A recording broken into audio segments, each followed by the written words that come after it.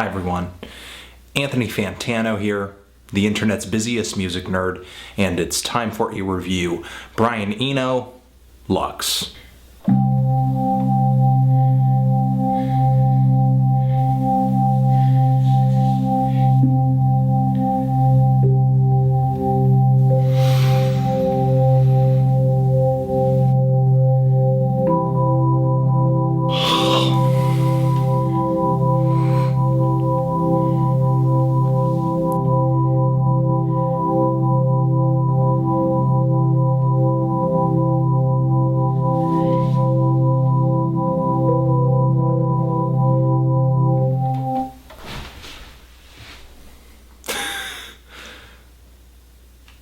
Hey. Brian Eno is a producer, multi-instrumentalist, musical philosopher, tinkerer, songwriter, and one of the godfathers of ambient music. I've enjoyed his music for quite some time.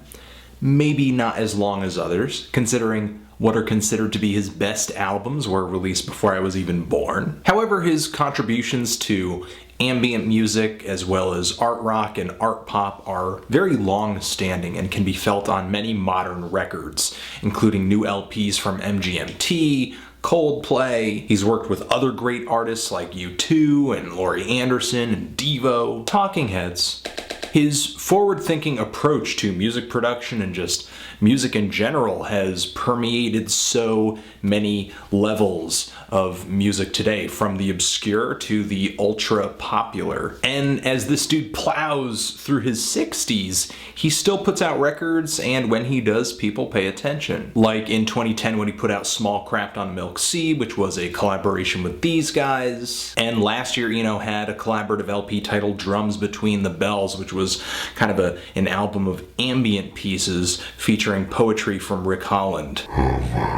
Now, with this new LP, LUX, even though Brian Eno has been releasing material that does have elements of ambient music within it, this album is truly a return to his roots in this genre. On this LP, you just have 4 long-form ambient tracks reaching the 18 and 19 minute marks. And these 4 songs just hand out one moment after another that are just very pretty. They are very patient, lush musical pieces that when you listen to them, they really have the appearance of a starry sky or like a gargantuan mural, because listening to music like this is actually a lot like staring at a painting. You know, when you think about it, when are you actually done staring at a painting? When are you finished? When is the end of the painting there? And even though the 4 songs here, because of the nature of music, do have a start and a finish, this isn't really the kind of stuff you listen to for progression or momentum. Instead, it's the musical stillness that Brian Eno creates on LUX that is so inspiring. It's the musical equivalent to just everything freezing right there, being suspended in air. Now, Eno has done this on previous albums to various degrees. The very beautiful and infamous Ambient 1 Music for Airports is a prime example. On this album, Brian Eno kind of pens his ambient music philosophy in the liner notes. And there's the LP Apollo, which is a collaborative album where Brian Eno kind of explores the darker, dronier, and more eerie sides of ambient music. Ambient 4 kind of goes down a similar road, and the LP Discrete Music kind of sees Brian Eno leaning in that ambient direction with some modern classical elements too. However, at this point, Brian Eno breaks no new ground whatsoever with this new LP. And to me, that's kind of a letdown in a slight degree.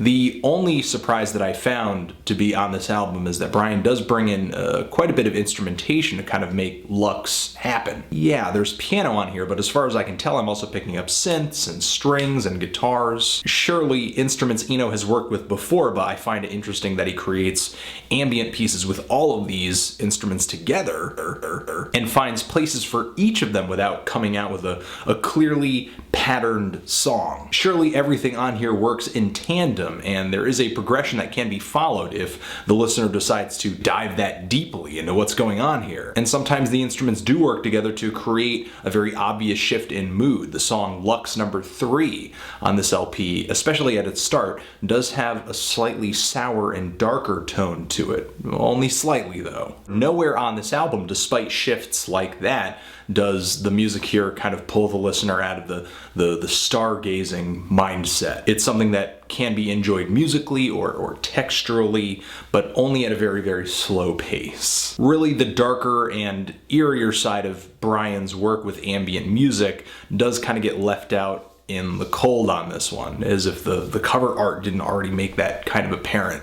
I guess I just wish this album took advantage of the potential for ambient music in 2012 as opposed to just kind of recreating the 70s, especially considering the psychedelic directions that are possible in ambient music that have been explored by Eno before, most notably on his collaboration with Robert Fripp, No Pussyfooting. I'm not going to say anything on this album really came off as being bad. I actually liked the first track quite a bit, and that slightly darker turn on the third song did catch my attention. And I do think Eno's mission on this album is very apparent, and he completes it, but he creates a mood on this album that, if you're a fan of Eno, you know that he knows how to conjure this mood already. At this point, I'm sure it comes as natural as his shadow, which is why, I'm just kind of, okay,